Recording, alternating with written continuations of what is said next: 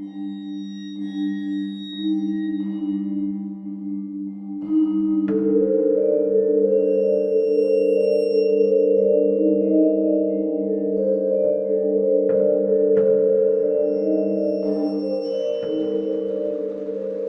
hello, and welcome to Al Dente Rigamortis.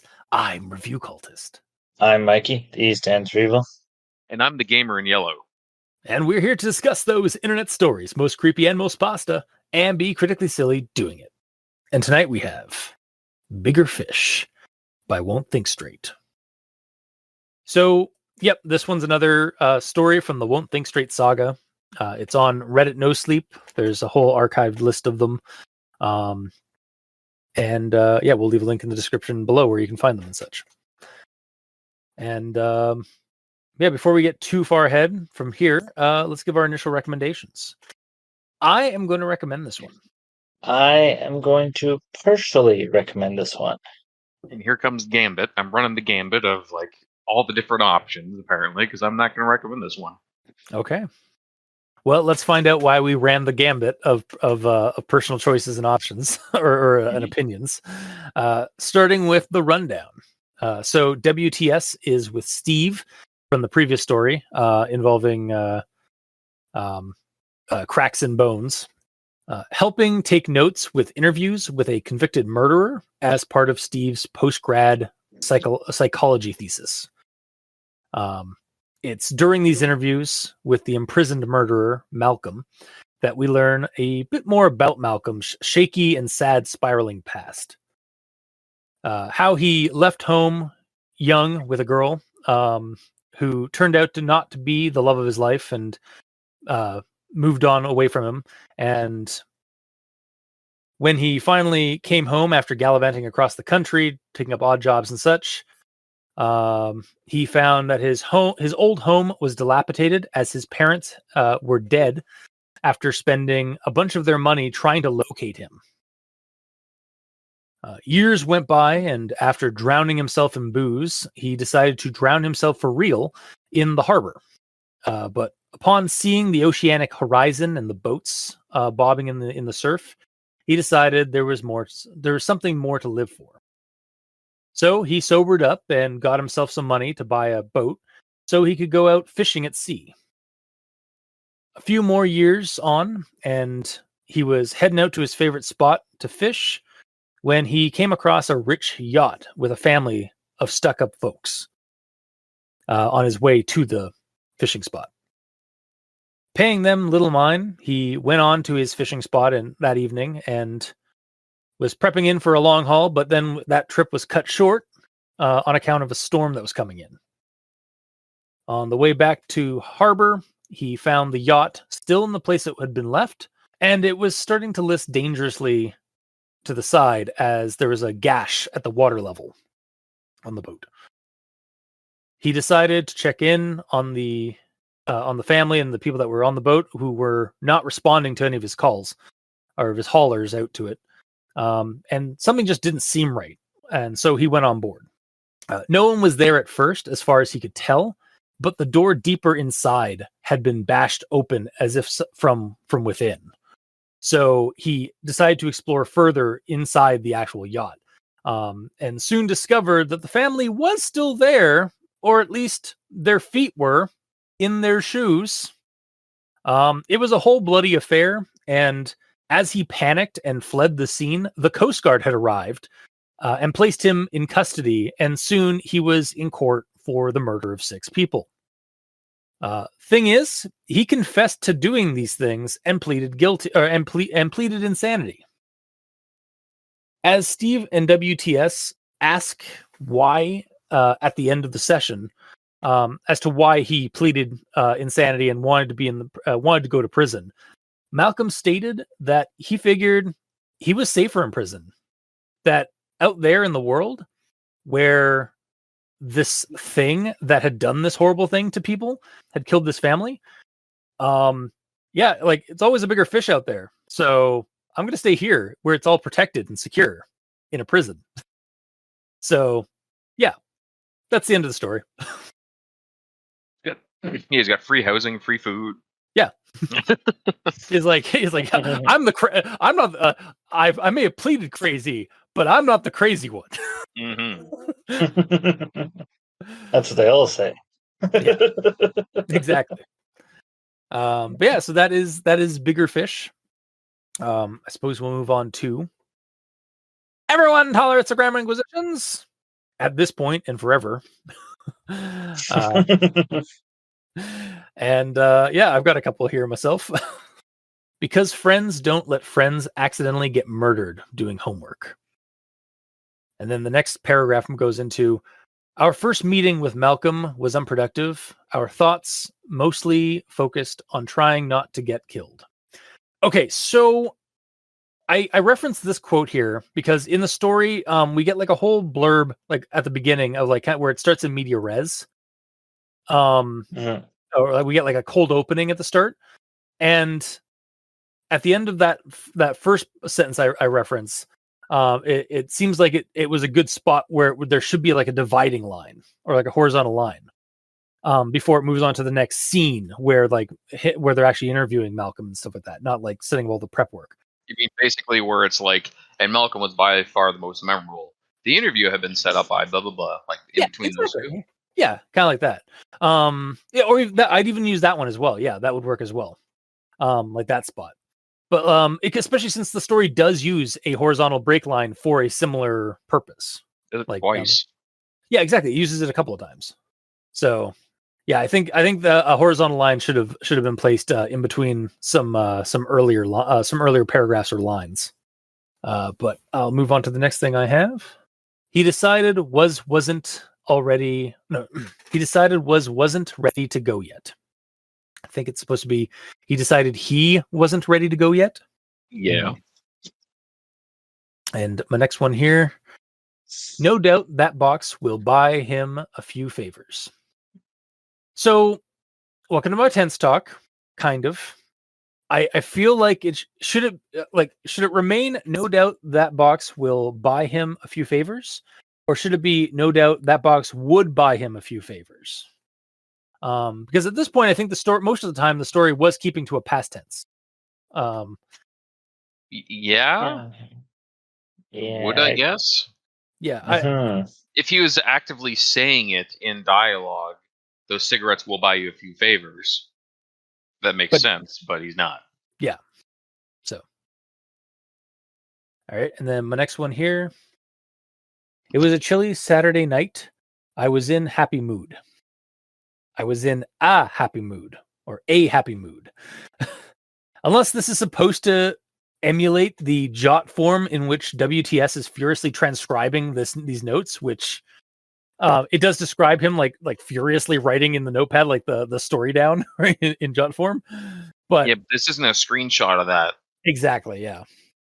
So and I mean, I think this was in dialogue too, but like at the same time, I think this is a case of where like it should be I was in a happy mood, not I was in happy mood. Because this is how I always tell. Well, also given the drawl that this character has, like it was definitely like I couldn't help but like also give it like a gravelly, like kind of some kind of not even a southern drawl, just like a drawl of some kind. Yeah. But I'll move on to the last one I have. Not wanting to be caught is a case in point. Not wanting to be caught in a storm so far from harbor, I pulled up me lines up, made me way back. So I don't mind the inflections and accents in the wording, but this actually there's a seemingly an actual typo in here. So I kind of tried to correct it. So I pulled up me lines and made me way back.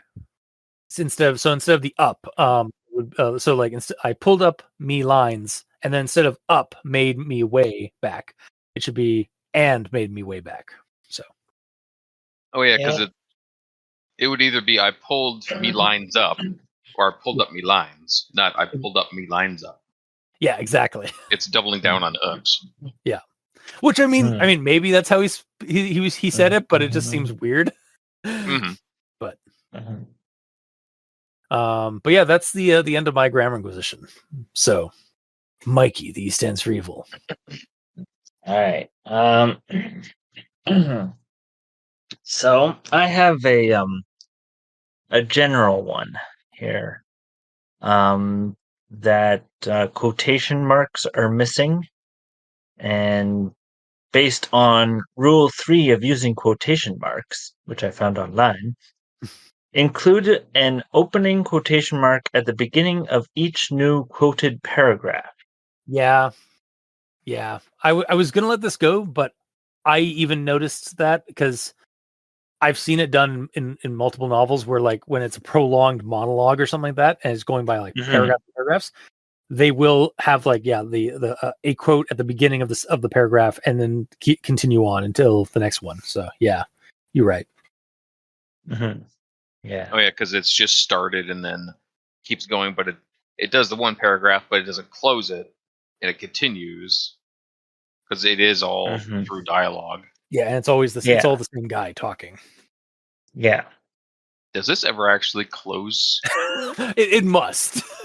Hang on, I actually it does at the very end. Okay, yeah. Yeah, I first discovered that kind of like that usage of that way of doing things actually in a Frank Belknap Long story. He was one of like Lovecraft's contemporaries, and like most of his stories were done like just in like a guy just talking to someone, i.e. like, talking to the reader, and it was always just like start quotation and then just next paragraph, start quotation, and just kept going for an entire like novella. It's a good way to do it because it reminds you that it's not a narrator talking. Well, it is, but it's not like an omniscient narrator, or it's not like yeah, it's still dialogue. That's what I'm trying to get at. Yeah. And then I have a conjunction junction. Okay.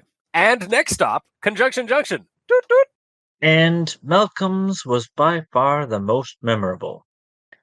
So here I was, locked in with a psychopath. Because friends don't let friends accidentally get murdered doing homework. So he sobered up, worked steadily, and saved up until he could afford a small fishing boat that doubled as his home. But now, at our third and final meeting, we wanted to know just one thing. It was a chilly Saturday night. It's being alive. It was on the way anyway. So I changed my hand wave to an extended middle finger and sped off laughing. It was around 4:30 a.m. now, and she hadn't moved at all. It was messy, but no different to what you'd expect after cooking. But it had seemed empty like all the others at first. But I noticed some small shoes under some drapes, like some kid was hiding behind 'em.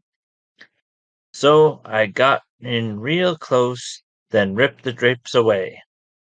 And his severed feet still in them. But it was blood, not seawater. But then he looked at us, smiled, and the age washed away, along with the weight on his shoulders. But why? And outside, well, that thing is still out there, and still hungry. Finn. Wow. So at the start of that, it sounded like he was taking a body, like a woman's body, out to sea to like cook up and then throw the remains out into the water. What the fuck? Like, well, because it's like, and it was alive. It's like, so I flipped it the bird, and then like it's like I cast it out into the water. And it was a whole and something about she, I think I heard at the beginning there, and then but it was a mess, but not unlike something you'd see while cooking. I was like, oh. The way that I saw the start of that is like WTS and Steve are still going to interview someone. The someone is a woman, I guess, and then they go to interview and they ask like three it statements technically, and then WTS flips her off and runs away. But he comes back later, and the place is a mess. And that's what you would expect after some cooking, aka he pissed off the crazy lady that they were interviewing, and she killed Steve and ate him. Oh God, That's the way I saw it. damn. If fair, yeah, because it never mentions they're in a prison or anything like that. So No. yeah. And then the feet, the what really went off the rails was just like the feet in the shoe, or like the feet in them, and then like the blood instead of seawater. Mm-hmm. It was very very disturbing. Yes. Mikey's little stories can get crazy when he grabs a bunch of sentences throughout the story that start with words that they probably shouldn't, like its, ends, or buts. There's always better words. Yep. All right, so gamer, what do we have for grammar in yellow?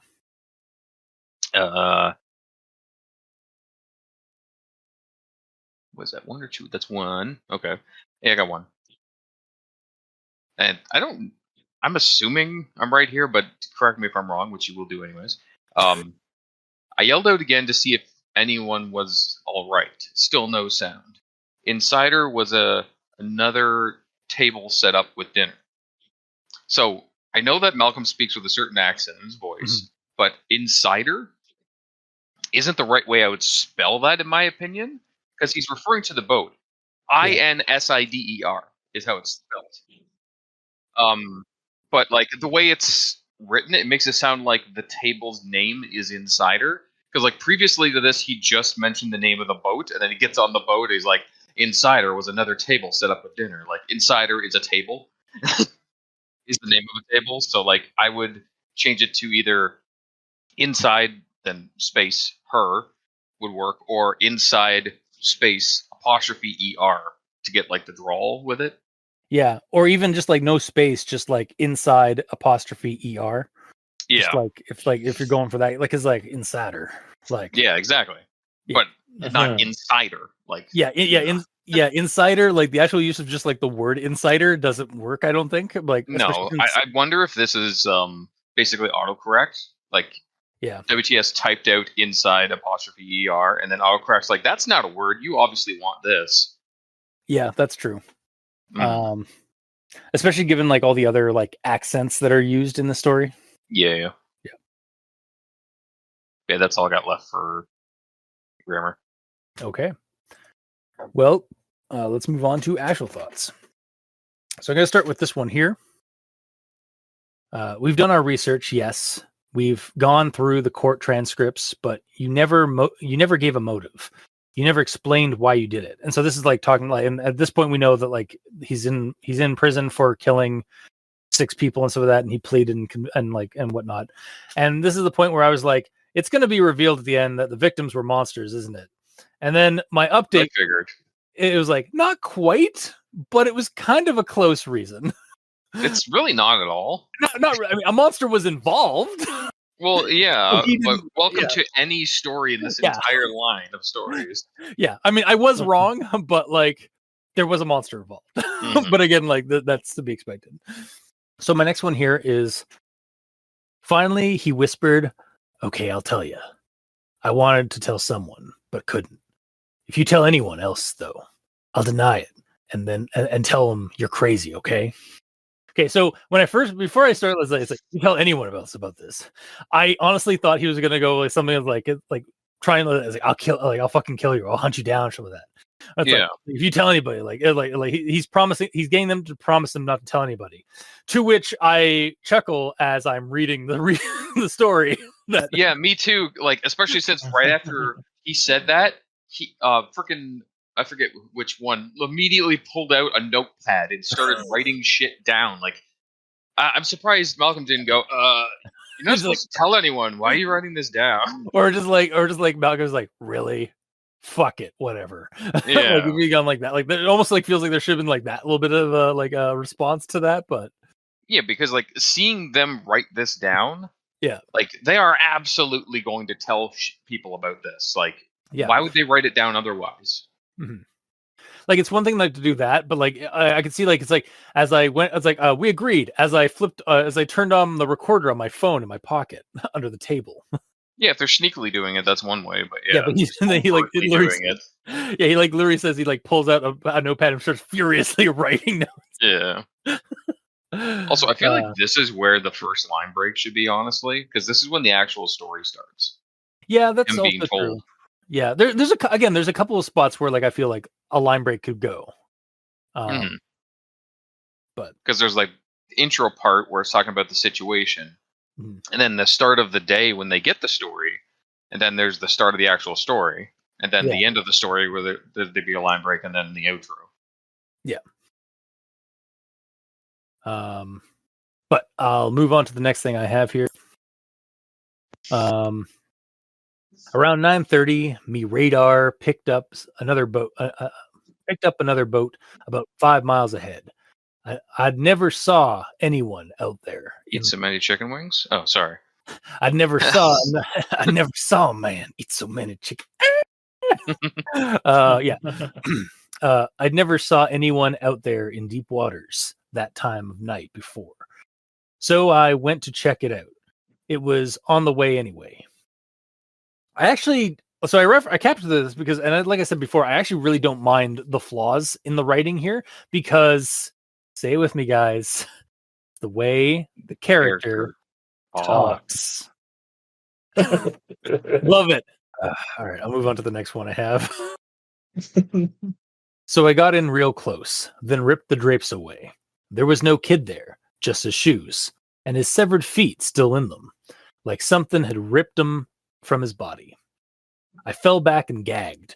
I ran into the ensuite to throw up. Then saw I ran into the ensuite to throw up. Then saw the mirror was covered in blood. Okay, so just a quick grammar inquisition. There should be a comma between throw up and then saw. I ran into the ensuite to throw up, comma, then saw the mirror was covered in blood. I stepped back and slipped on the wet floor, but it was blood, not seawater. I had the blood all over me. I saw 4 more shoes lined up in the bath, with severed feet still in them, like the first. So I was like, when I first read this and like this revelation of like what happened to the family, because I didn't know what had happened to the family like at this point, like no, like much like Malcolm here, like, and then we get the revelation that like they've been like defeated, defeated, Feedinated. anyway, yeah. But Defeated. this actually brought to mind like, I wonder if this story. First off, I wonder if this story takes place in the north, in the Pacific Northwest, like up near Washington or Vancouver, because, well, first off, he's going out fishing in the winter, and like he's and he's expecting to be like a nice cozy thing. So like I know like the Pacific Northwest, like it can get cold, but like it can also be like not like blistery and frozen kind of cold. He's not driving an icebreaker like blasted through ice. Well, like even in the Northwest or the Northeast coast, like sometimes I don't know. I actually don't know how leisurely fishing goes in like the winter months on that side of the coast. But I know on the East Coast or on the West Coast, it tends to be a little bit more mild and climatable and such. But the actual reason for like why I was speculating why it was in the Pacific Northwest was because real talk and real life, like true crime shit, there is a incredibly high rate of shoes with human feet still in them that wash up on shore every year out in those in those parts of the Pacific Northwest. Mm-hmm. Like it's a big problem down in Vancouver apparently, where like people's shoes with their feet still in them keep washing up on shore, and there's like it's like they're not sure if it's a serial killer, if it's like human trafficking thing, if it's just like the feet were protected by the shoes and so the fish couldn't eat the body or couldn't eat that part of the body. That's what I assume. Yeah, it's there's a whole bunch of theories as to like what's going on with the shoes that are washing up on shore with human feet still in them. Mm-hmm. But yeah, it's still happening to this day in high rates. So I wondered if the story perhaps like drew some inspiration from that from the author, but we have no way to tell unless WTS decides to contact us. But maybe they'll listen to this one sometime. Who knows? Maybe. We are jumping on their series of stories right when they're striking right when the iron's hot, right? These are what, 11 years old? Yeah, I also don't. I don't know when these started coming out. 12 years ago, this one was released. Yeah. Really striking when the metal's hot. Like every other creepypasta we've done pretty well. Also, with regards to the creature, so my idea is like, so I guess this creature was either one of the family members, since it seems to have bashed through the door from within, or perhaps it just got inside from like the hole it made in the side of the boat. I mean, the story really doesn't give us a lot of details regarding the monster itself. It just kind of gives us like the aftermath. Yeah. Honestly, I really like it for that, because like I like this kind of like mystery, like this kind of mystery setup of and like no context, like horror, where it's just like it just describes the kill scene and leaves us to just kind of wonder what the fuck happened here. This is the intro to either a horror movie or a D&D campaign. It really is, yeah, or like Call of Cthulhu investigation, yeah. Like initially, like a couple of ideas I spotted, like again, like for game fodder kind of thing. This was a deep one, coming of age ritual gone wrong, or like these are some cultists that accidentally summoned something that like because it hit their boat or something hit their boat and that's why it was listing. Also, they might have purposefully summoned something too if they're cultists. Well, yeah, purposefully or maybe accidentally. It happens. They may have purposely summoned it, but then they weren't prepared for like what happens when we actually summon something, which happens all too often. But actually, this whole thing of like the boat like listing to the side and like starting to sink and stuff like that, did actually bring to mind another real world thing that happened recently in Lake Superior. Where a freighter hit something supposedly out in the middle of the lake where there was nothing they could have hit, and they were deep enough that there was nothing natural. They shouldn't have hit anything natural, but whatever they hit did enough damage that they started taking on water and started listing. Unfortunately, the Coast Guard was able to arrive and the freighter itself did have fail safes where they were able to like pump enough water out so that it wasn't listing dangerously. And they were able to evacuate and get the ship, I think, back to shore. But it was like, what the fuck did they hit in Lake Superior? But yeah, so I guess that's like a connective tissue. It's one of two things. It's either the Superior Nessie, basically. Yeah, it's either Soupy, the Lake Superior monster, which is actually her name. Her name is Soupy. It's Soupy, yeah. Okay, was not aware of that. Also, did you know that the creepy like motto that Lake Superior has? It keeps its dead or something like that. Yeah, because the Fitzgerald, the boat, like another like large, I think freighter or large like carrying boat that like sank, and basically all of its crew basically went down with it because it was in the middle of the frigid. It was in the frigid lake water of Lake Superior. So, and apparently down, if you go down to the wreck, the bodies are almost perfect. Like a lot of the bodies that have sunk down to the bottom of Lake Superior are actually pretty well preserved because it's so cold down in those depths that there's not enough like organisms down there to feed on the bodies. That's kind of horrifying that they're just permanently like that. Yeah. Again, I think that's where it gets the moniker Lake Superior keeps its dead. For sure. But so yeah, when you said that ship didn't hit anything natural, I'd say it's pretty natural if it hit Soupy. Soupy's a natural creature, right? I mean, it could be preternatural. Yeah. But yeah, the other option is like, well, maybe like they hit like a submarine or something like that wasn't supposed to be there. Like something conspiratorial. But or who knows? Maybe they just like maybe they did hit something that was that was out there, like a piece of junk or something that did enough damage. I don't know. But yeah, I guess that was a bit of connective tissues time, because as I'm reading the story, I recall these 2 or 3 things that I'm aware of as someone opens the front door to the house. I'll be right back. That's the government coming in because he's asking too many. Tangent police. It might be. Yeah, this was a long tangent. Technically, he tried to stop the tangent, and I kept it going. So if he's getting punished for that, that's hilarious. But yeah, so Yeah, just some connective tissues time. I suppose for this story from me personally. Mhm. But yeah, I guess I'll move on to the next thing I have here. So this is in regards to the Coast Guard showing up. So the Mary Sea had sunk by the mid-morning, taking any other evidence with it. What choice did I have but plead insanity? Wait. So what I said earlier, where like the Coast Guard arrived to that one freighter in Lake Superior, and like they were able to pump the water. Now, mind you, a yacht and a freighter are very different, and so they probably don't not necessarily have very certain fail safes. Yeah. But like the damn Coast Guard didn't manage to keep the yacht afloat, the yacht afloat, the yacht afloat.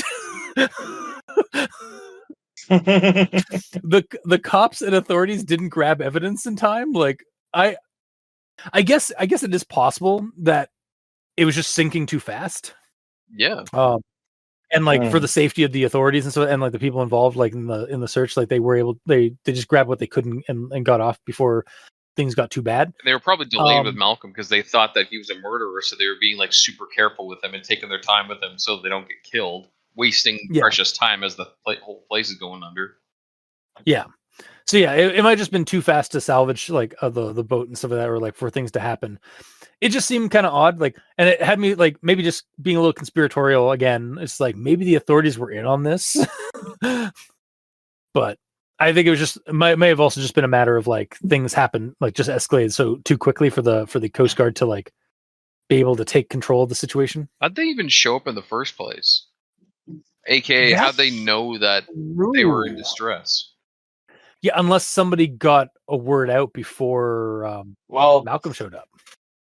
It says that Malcolm called. Oh yeah, he calls like Mayday or whatever. Or not Mayday, but yeah. Right.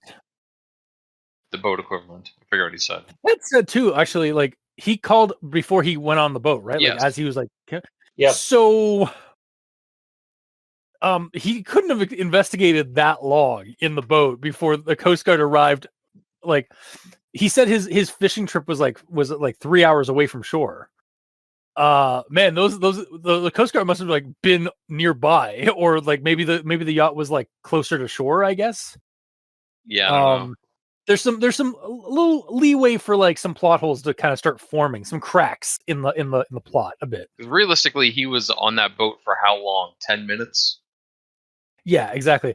Or again, kind of going on my thing, seems a little suspicious of the authorities here. No, they just happened to arrive like so fast. Mm-hmm. But again, maybe this is like, maybe they do have a really fast response time for like things even like an hour or so out of the off of shore. I mean, they probably do, just because of like how dangerous it is on the water. Like you have to go immediately. Yeah, and I have watched a couple of like search and rescue and like Coast Guard like shows that have like shown like how fast they try to get out there. So like those boats and like even helicopters are made for like speediest recoveries. Yeah. So and rescues. So it might be possible. But I'll move on to the next one I have here. In here, it's not so bad. I'm watched 24 hours a day. Someone's always checking on me, watching carefully who comes in and out, making sure I'm safe. One thing fishing has taught me is no matter how good you think you are, there's a bigger fish out there ready and waiting to eat your lunch or eat you for lunch. And outside, well, that thing is still out there and still hungry. He said the thing. He said bigger fish. He said the title drop. But yeah, I honestly love the twist here, where like he's really just making sure he's safe after what he saw on the boat and its implications. And like honestly, given his like life story that we get like through the story, I can't say I blame Malcolm. No, not at all. I'm just like man, I've had a rough life, and like I was considering suicide before before fishing became like my passion. And then I saw that and I'm just like, fuck it, take me in. Yeah. Like I need a warm cot and some food, or a cot and warm food, warm meals, please. Yeah, no, I really can't blame Malcolm for the for wanting to stay in prison. It actually, I think of like, it's not a trope necessarily, but I've definitely seen like this before in stories where it's just like, it's like, why do you think I'm in here? Like, I'm in here to keep myself safe. It's like, I'm not like they're not trying to keep me safe from keep people safe from me. I'm trying to keep myself safe from people out there. Yeah. Yeah. And then the last thing we get in the story is this. That was the last we saw of Malcolm. Not because anything happened to him, but just that was the last interview we had. Basically. I'm sure he's fine. I'm sure everything's fine with him. I'm sure nothing bad has happened. I don't know. It, like, the way it said, like, that was the last we saw of Malcolm, for some reason in my head, it kind of gave me like a tinge of like foreboding for Malcolm. It's like, that was the last we saw of Malcolm. It is weird that you would say that. Like, yeah, I know. It makes it seem like he's dead or missing now. Exactly. Yeah, but like, no, like, he's fine. That's the last we saw of him because our interviews were over. Yeah.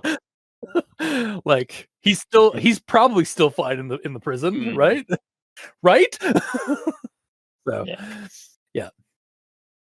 But that is the end of my actual thoughts. So, Mikey, these stands for evil? Yeah. So, I understand Malcolm's logic of staying in the insane asylum because it's keeping him safe. Yeah, it's actually not an insane asylum. It's just a prison. Well, he pleaded insanity, but like, he's still he's just a regular prisoner. Yeah. But my problem with that is that the entity lives at sea. So wouldn't it just be as easy to just stay on land? I think his whole like outlook on life now is, if that exists in the water, there's going to be shit on land too. I'd rather just be protected in here 24/7 from any potential monsters. Yeah, I think this one, he's just covering all his bases. Okay. Because he also he never saw the thing. He just saw the aftermath, so he doesn't know. Like, maybe this thing can go on land. Like, maybe it attacked this boat, but like, he has no context as to what it is. So he's just like, I'm just gonna cover my bases, and I'm just gonna go to prison. I'm just gonna like, take me in, please. Yeah, like Godzilla fucks up shit in the water and also on land. Yeah. Hell, he invades. Godzilla had a fight with Muto in Las Vegas in one movie. That's the desert. That's the farthest you could get from the water. Yeah. Yeah. All right. So now my next thing here is I have a quote that's technically a grammar inquisition, but it made me view the story a different way, and I was expecting something completely different because of it. Okay. The quote is, "What drove Malcolm to brutally kill Todd Weber, his wife Tracy, their sons Jack and Ryan, their uncle Bill, and another victim that could not be identified from the remains? I think I know where you're going with this. We had to know what made Malcolm snap." So, when I read that, I thought it was Malcolm killing his wife Tracy. Yeah, Malcolm's wife. Yeah. Yeah. So, to me, I was thinking that this Todd Weber guy was likely the person having an affair with his wife. Yeah. So, I'm like, I got the popcorn ready, thinking, "Oh man, this is going to be a lovers' quarrel." It's gonna be what is it? It's actually like a crime of passion or something like that. I think is what they call it. Yeah. Yeah. It's like, oh man. Yeah. Drama bomb. And then that didn't happen. Yeah, in hindsight, it probably could have gone with like, for like a writing from a grammar point of view, it could have like just said like, what was the guy, the wife and the husband's name? It was well, the husband is Todd Weber, and his wife Tracy. Yeah, so it could have said like Todd and Tracy Weber. Yeah. Or Rather Todd than, Weber and his wife Tracy Weber. Like spell it Yeah, out like literally. Yeah. well, that's why I said like because Yeah. you don't sometimes you don't want to say like the last name again, so like that's why you do like Tom and Tracy Weber, because that way it's like you know that it's a couple, Yeah. the Webers. Yeah. Yeah. Yeah.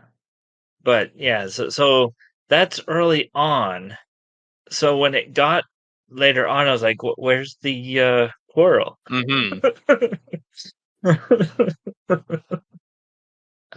Bunch of people on that boat. Maybe this is when that happens. Nope. He flips them off and leaves. Oh, but then he comes back around.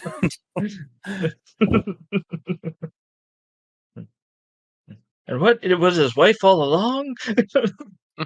Yeah.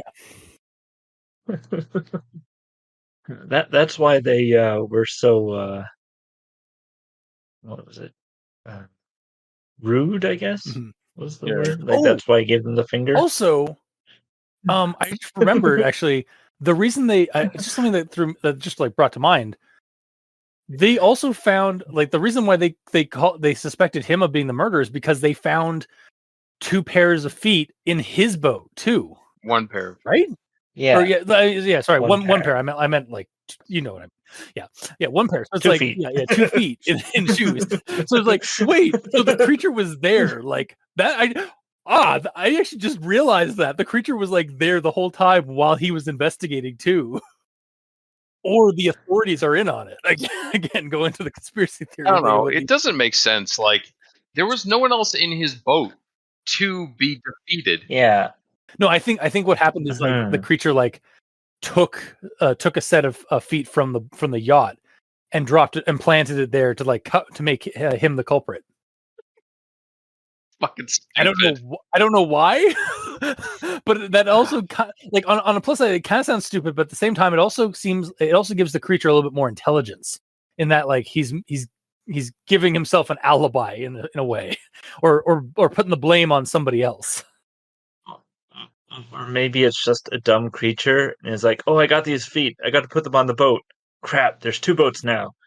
Which one do I put it on? I'll choose this one. Yeah, maybe. Again, for me, there's like I'm still like the authorities are still on my radar of suspicion. Yeah.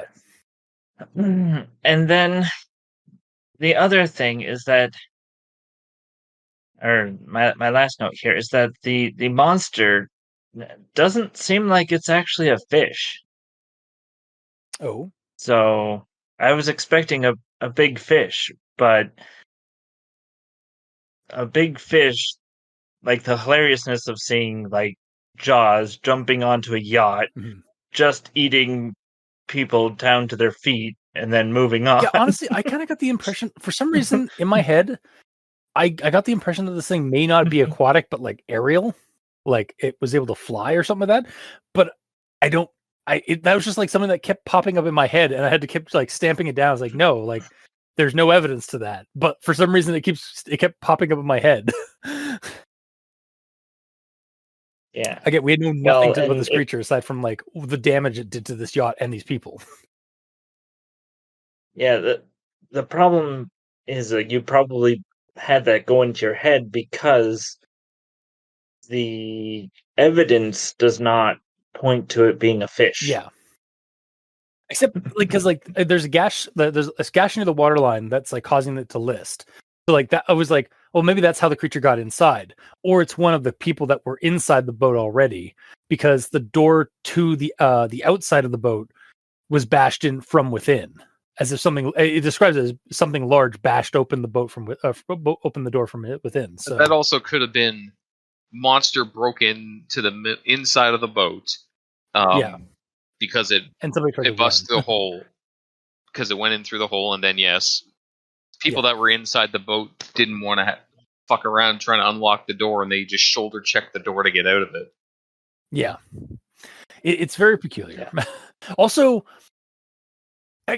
there's something there's definitely like something alluding here that like it is intelligent, because like the kid's shoes and his feet were behind the drapes that were that were unnoticeably like not noticed by Malcolm to be like damaged or like really or like noticeably like damaged or distressed. Yeah, if So the like kid was hiding behind that and then the monster killed him, it would have bit the drapes. exactly. So it's like, did the creature just like again? Like, is this creature like intelligent enough to like? I'm just gonna put this here and put these shoes in the bathtub. Such a prankster.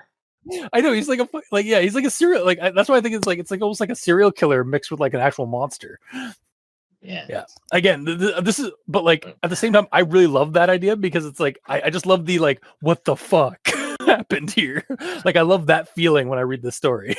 I watched The Dark Knight recently, like with the Joker, and like this is something the Joker would do, like hiding the feet everywhere like this. Yeah, no one. Yeah, it's definitely something the Joker would do. Honestly, this is also something that I like. Maybe this is what like again connected tissues time. I recently I've been getting into like Fallout again. And this is legitimately something that would have popped up in Fallout, like one of those like environmental storytelling things where you're just like walking, like you go to like a boat in the harbor and you just find all this stuff and you're just like, what the fuck happened here? Yeah, sorry, I digress. Mikey, this is your site. Yeah, so like the monster doesn't seem like it's a fish. No. So the bigger fish monologue, I mean, to me doesn't fit. Other than there's always a bigger fish. Yeah, it's metaphorical. Yeah, it's metaphor. Exactly, it's metaphorical. It's to strike fear into the hearts that knows it. Yeah, it's definitely more of a metaphor in this. Although there is some symbolism because he's going out fishing and stuff like that. So like that's why he's using that metaphor is because he's a fisherman. So, but yeah. What's more dangerous than man? Me, says the creature. Yeah.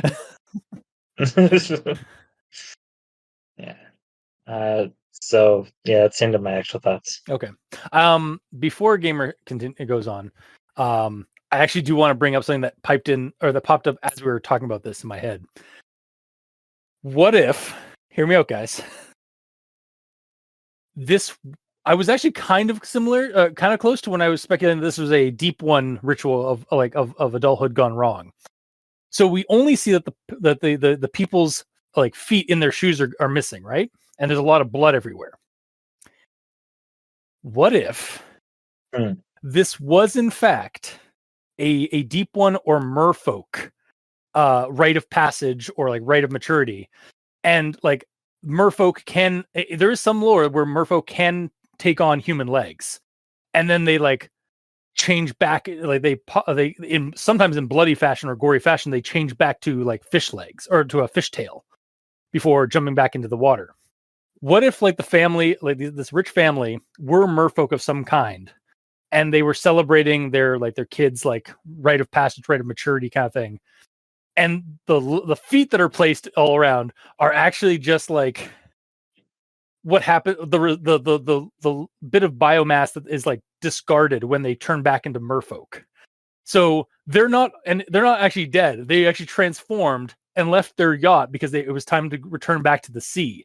And the Coast Guard are the SNTF who showed up to cover as a veil out. So it's like, well, we gotta like make this seem like this is kind of suspicious. We need to peg this on somebody. Oh, that fisher guy that stumbled upon this. All right, you, Jimmy, grab some feet and just put it into his boat. And we'll just frame this on him. Wow. For the greater good. The greater good. Mm-hmm. For the greater good of supernatural kind.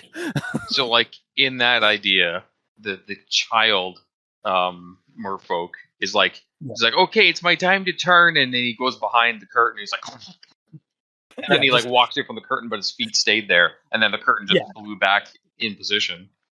Yeah, and so like them bashing through the door is actually the whole family of them just kind of like crawling on their with their arms because their legs are all like fishtails now, just toward the door and just like because they forgot to like keep the door like unlocked, so they had to like bash it open. So they had to bash it open, and then so they could jump back into the sea. Okay, but what about the damage to the boat? Perhaps they were planning on like sinking the boat so that nobody would find it. So I guess. that was actually an aftermath thing. Like after they went into the water, it's like, oh shit, we should probably get rid of the yacht. Hang on, we'll just like rip this open. Mm-hmm. Yeah. They're basically burying their old life. Yeah, basically. Mm-hmm. It's very in line with like Deep Ones from Innsmouth, where like, and actually even like them being rich is kind of something Deep One-ish, because the whole Marsh family like got their fortune from trading people and people and their lives for white gold. So Also got their fortune by selling weed. well, yeah, that too, yeah, Mm-hmm. because of dank Integrity narrative. Farms, yeah. But yeah, I so haven't made a Park reference in a while, so I figured it's shit. that's fair. The fans demand it, I suppose. I don't know if they do. No. But yeah, no, I just as we were talking about this with Mikey's thing of like they're not being fish. Ironically, as Mikey was describing, like I don't think this is like water fish people at all, or some kind of large fish. Counterpoint. Fuck Counterpoint. No, counterpoint. The SNTF. That does always get me on your side when you bring the Supernatural Task Force into this. Yes. Our stupid headcanon connective tissue to all creepypastas ever made.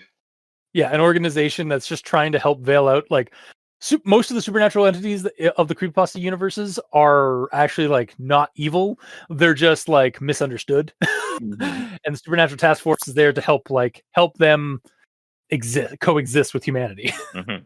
And not get like not bring too much attention to the public. But yeah, so sorry, gamer, your time to shine. I totally forgot it was my turn. Where the hell am I? So, let's start at the start with the intro. I like that something's actually happening to WTS again. Because for the longest time, it's just been like, I heard this through my brother's cousin's father's future, former roommate, basically. Yeah, it's literally it's like it's a true story. It happened to a friend of mine. Mm-hmm. Like that kind of thing. Yeah, but we're actually not directly happening to him, but it's as close to direct as we could get. Yeah, he's there, present when the other guy's getting the information. Yes. The first time he's getting the information too. So yes. Yeah. So it's good to actually see him as a character again and not just as a writer, basically. Yeah, not just as a collector of these weird stories. Like, yeah, because that's the thing, like it started with him like encountering something weird and then just realizing that the world around him is weird. Yes. The world be weird, yo. Yeah.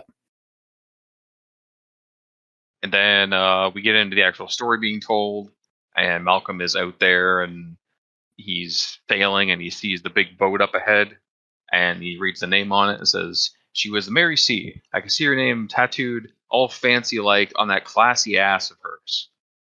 So as soon as I read that, I'm like, well, boats are ruined for me now. Whenever I see a boat with the name on the back of it now, it'll forever be a tramp stamp. That is hilarious, and I see it ruins it for you. That I find that absolutely hilarious. Yeah, it's not a ruin. It's more of a like, this is fine or a thanks I hate it situation. yeah, for sure. So like because I know your dad has a boat. Yeah. If he ever puts the name on it on the back, you're just like, no, Dad, please. Yeah, like the old Baja we had, it said Chiquita this on the back of it. Oh God. So yeah, I'm just imagining that as a tramp stamp now. Yeah. But yeah, either way, yeah, thanks, I hate it. Moving on to my only other note, honestly, because I chimed in with all my other ones. So, for multiple weeks in a row now, I'm going to play the "this is cartoony" card that I seem to keep playing over and over again because, like, this is the most cartoony way possible for a monster to eat someone. Like, just leaving the shoes there with the feet in them. Like, sure, if you're there, it's horrifying, but as an outside observer, it's just silly. I agree to disagree, but I understand, like, you have a different mindset than me. So, yeah, okay. It is, like, the most cartoony way you can sever someone. And, like, if you eat them whole, it's like, okay, that's that's a thing. If you bite them in half, yeah, that's super gory. But like just the feet leaving there, it's like he's purposefully doing it every single time. He knows what he's doing. He could That's what I think. easily eat the whole thing, especially since one of them was a kid, which was smaller and would be easier to eat. I understand that you think it's goofy because of that. I think that's more fucked up because that gives off a much more sinister personality to this creature. That it's no longer really a creature; it's now just a straight up monster that is doing this for pleasure, not just for food. I mean, it's possible he doesn't like the taste of feet. I guess I don't know. I mean, people's feet smell like really bad, so like I can kind of understand that. Okay, fair enough. No, I get that. But I don't know. It was Yeah, no, cartoony it is. every time. It is kind of silly, but at the same time, like I think it is also like not even just like in that moment. I think some people will read this and like myself and just like that's really fucked up. Like what the fuck happened here? Yeah. Like I'd be really nervous in that situation, even like as because it's so silly, it's terrifying. Oh, that's why I said like if you're there in the moment, sure, Yeah. I'd be horrified and terrified as well, of course. But as an outside observer, safely here reading this on the internet, it just looks silly to me. Fair. And like, I also don't know if it's a creature or not because like it could just be some fucked up serial killer doing this. Yeah, I was about to say that, like killing people and then chopping their feet off and leaving them in comedic locations because that's his calling card or something. Oh my god! So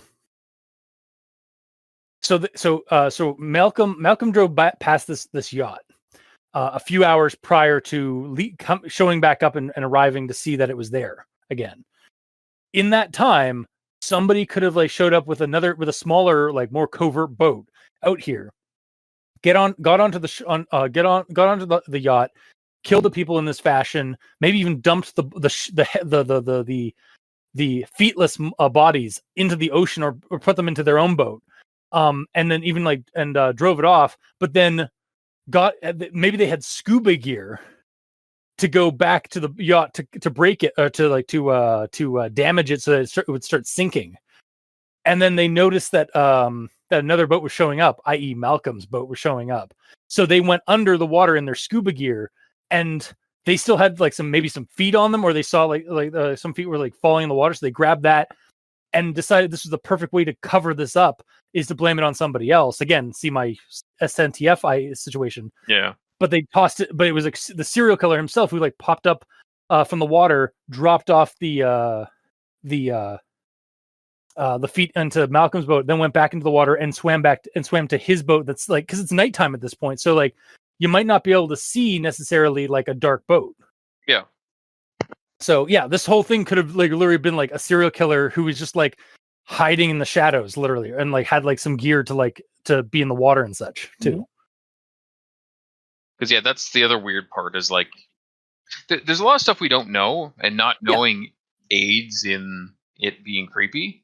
But like, I hate not knowing why the hell, like why feet just showed up in his own boat. Like I know it's there for the purpose of framing him, but like it also didn't need to be there for framing him because like he had all the blood on him, right? Probably just from like stumbling around. He didn't pick anything up. Yeah. So like, I mean, like again, like the justice system, I think in the States is a little bit more like guilty until proven otherwise kind of thing. So I think I could be wrong about that, but it wasn't looking good for him regardless. No, he was kind of fucked from the get go. But he did call it in. Trying to be, he did call it in. That's true. Yeah, but he could have done that as a cover. But yeah, or again, it just shows like there's some kind of corruption within the authorities, like that, like they covered it up, like to make him the fall guy for this. But yeah, I get you. It makes it creepy, but there's a few like cracks in the plot. Yeah, like if he tried to prove himself innocent, he probably could have got out because like he wouldn't have had time to lop off all these people's feet and like hide the bodies or throw the bodies overboard or whatever before the authorities showed up, because they were basically on his tail from the looks of it. Yeah, but he didn't want to. He wanted to be safe from whatever did this, so he's like, "Yeah, I'll just go to jail. Fuck it." Yeah, and honestly, like even from that point of view, like if this was actually just a mundane, non-supernatural, like serial killer kind of thing that he stumbled onto and some of that, like even though there's no supernatural element here involved, given again Malcolm's state of mind and his past, I could see him just like seeing that he's going to go to prison. It's like, wait, I'm going to go to prison. I was like, fuck, I'm going to prison. Wait, prison is I have shelter. I have three meals a day. I'm safe. Mm-hmm. Fuck it. Yeah. Like that could have been his mindset. It's just like, you know what? Fuck it. I'll take the fall. Yeah, pretty much.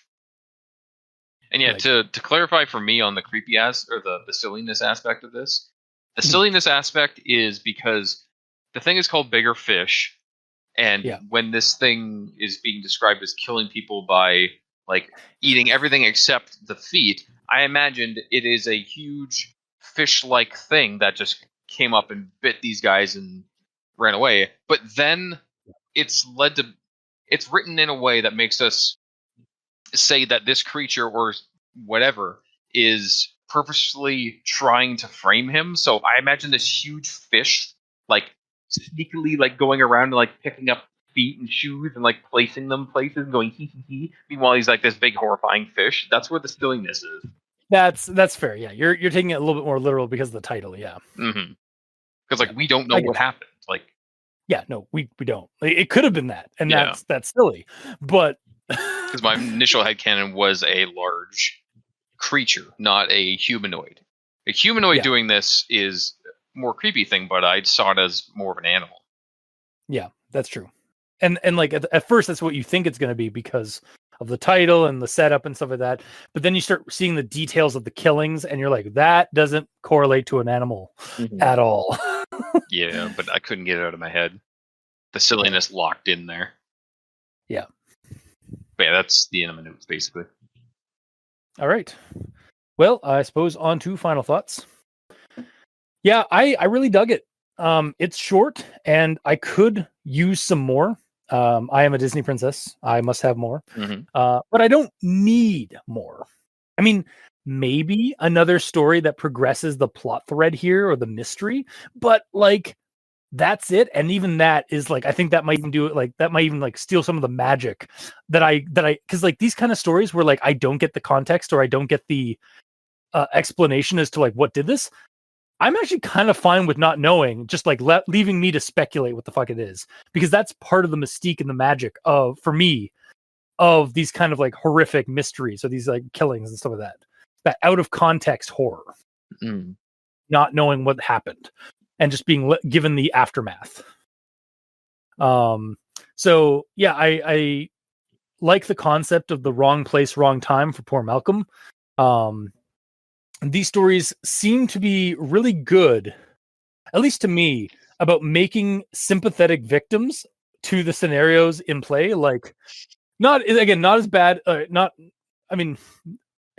as bad as poor Emily or poor Emily or Christine or whatnot have you. But again, like I really felt for Malcolm, like his early life and shit. Like I felt sad for Malcolm, like about like how his life had turned out until like, and I was like wondering, is he going to snap? Is he the killer? And then it turns out he wasn't the killer, and he just accepted this. And I was like, oh, this is really sad.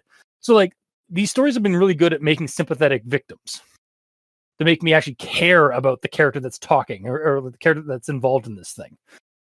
Because so far too often we do have some creepypastas that are just like the character is just there to be tormented or terrorized by the thing in the now, and we don't get to know that character before. Yeah. So I'm still willing to recommend this like fully because I really it's short, but it's like for me it's such a nice like out of context horror of like what the fuck is this thing that's killed these people and like what is this bigger fish, so to speak. But yeah, Mikey, these stands for evil. Yeah.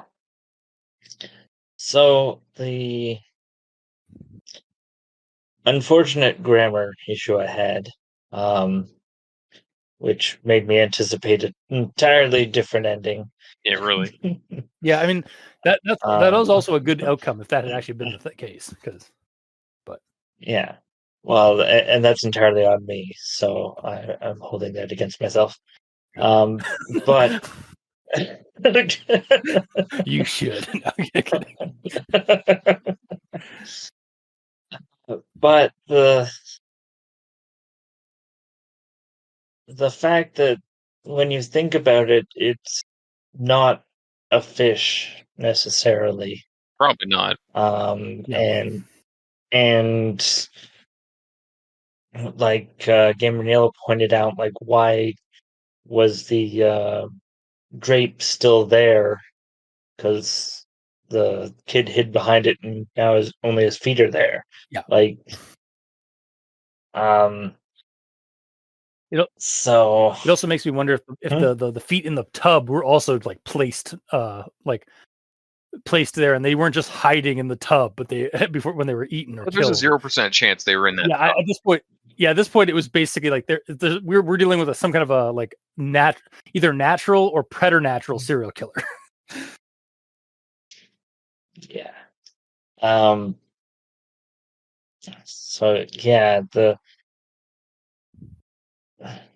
and the other thing, like what is the monster's motives?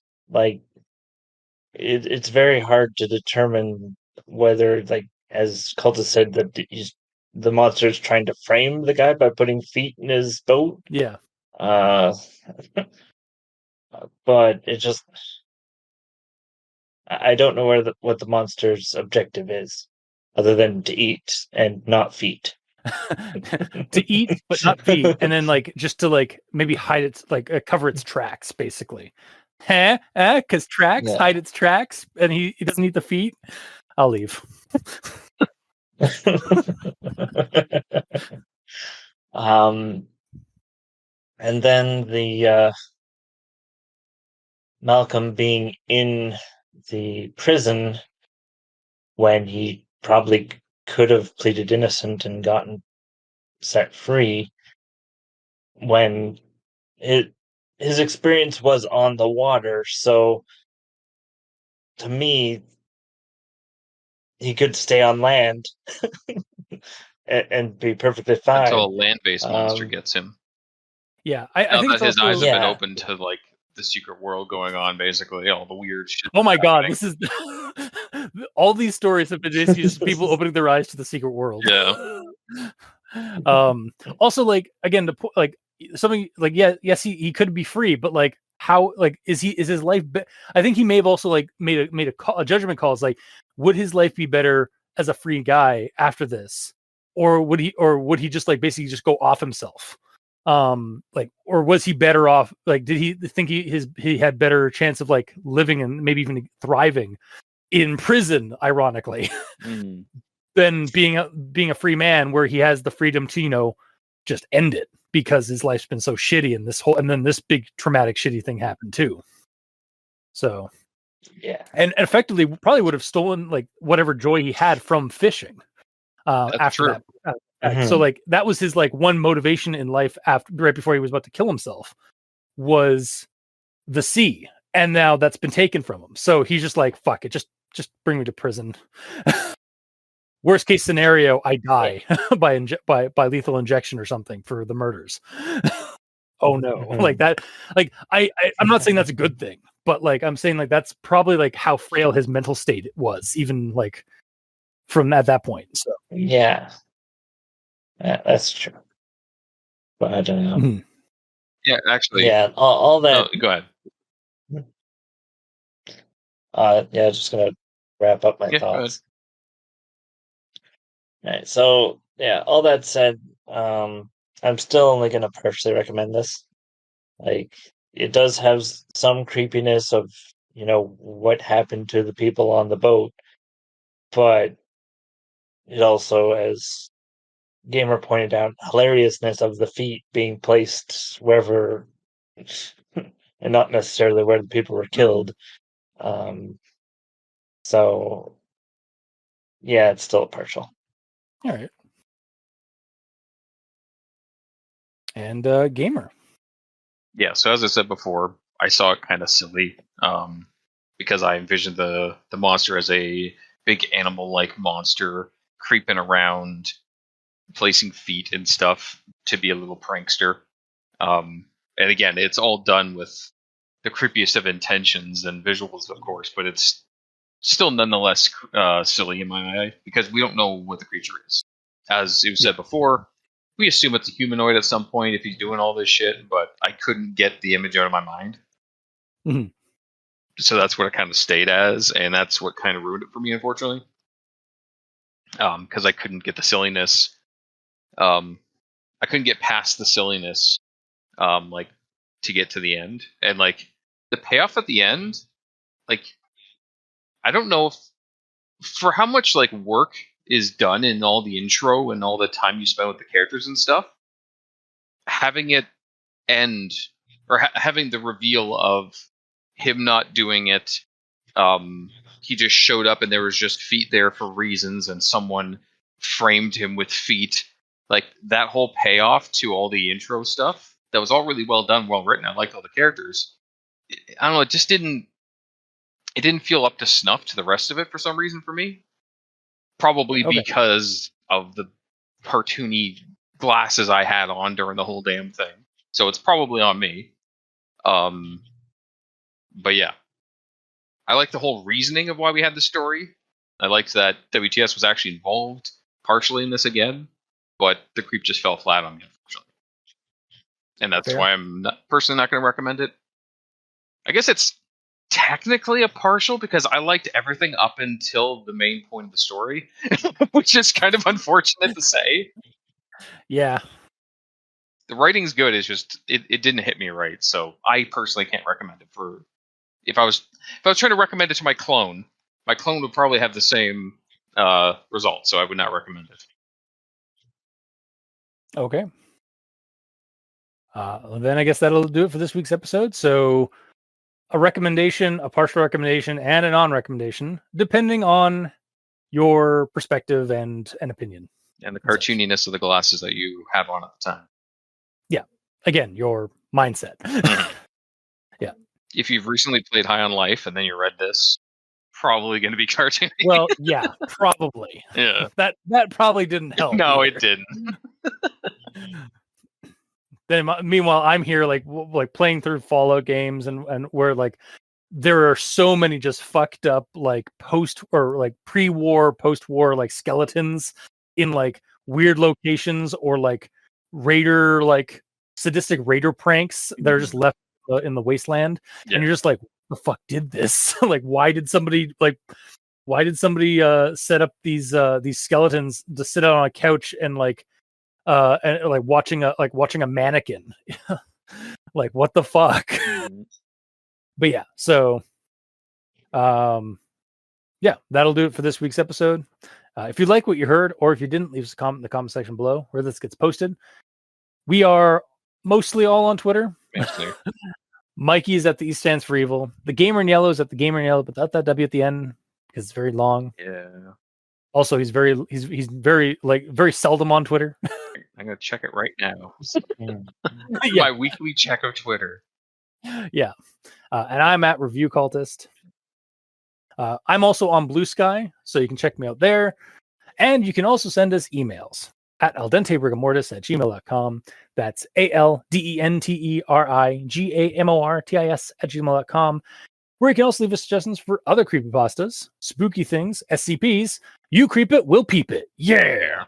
And if you'd like to help support our show financially, you can go to Patreon, select the backer tier we have there. We have $2 and $5 tiers with special episodes, early access, and extra content. To all our patrons that are helping support the show, thank you immensely. You're helping keep those hosting bills at bay. As always, we very much appreciate that. And to our listeners and the authors of these stories, thank you immensely, because without your listenership, it'd be like screaming into the void. And without your authorship, without these stories that you post online for people to read, enjoy, and get scared at, we really wouldn't have much of a show because we'd have nothing to talk about. So thank you. Until next time, I have been your host, Review Cultist. I'm Mikey, the East for Evil. And I'm the Gamer in Yellow. And this has been Al Dente Rigamortis. Sleep well.